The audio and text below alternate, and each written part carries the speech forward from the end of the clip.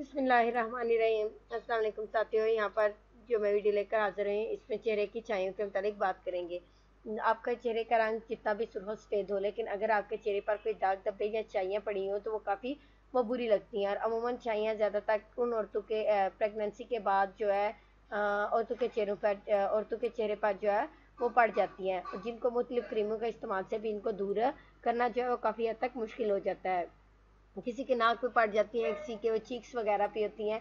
तो इसके लिए बड़ी आसान सी होम रेमेडी आपने क्या करना है, सबसे पहले तो कोशिश करें कि अगर चुकंदर का मौसम है तो उबले हुए चुकंदर जो है वो कोशिश करें कि दिन में चाहे एक चुकंदर जो है उसको खा लें।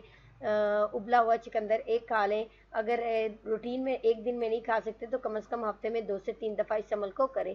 इसी तरह साथ ही साथ पपीता जो है, पपाया, वो बड़ी आसानी से मार्केट से मिल जाता है। आप पपाया ताज़ा कोशिश करें कि ताज़ा पपाया जो है वो ले लें और उसको अंगूठी अपने उंगली की मदद से, अंगूठे की मदद से उसको मसल लें और उसका जो है वो पेस्ट सा बना लें।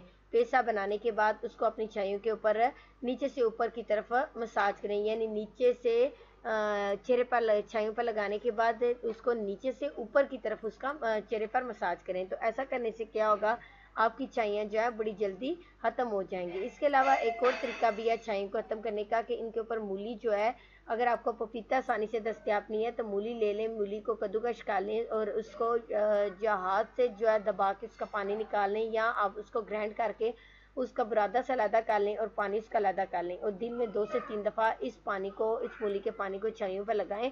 तो ऐसा करने से भी आपके चेहरे पर जो छाइयाँ पड़ी हुई हैं और जो महंगी से महंगी क्रीम लगाने के बाद भी आपकी जान नहीं छोड़ते, तो बहुत जल्द आपके चेहरे से छाइयाँ जो है दूर हो जाएंगी। अगर आपको मेरी होम रेमेडी पसंद आए तो काइंडली मेरे चैनल को लाइक करना और मेरे चैनल को सब्सक्राइब करना ना भूलिएगा। शुक्रिया।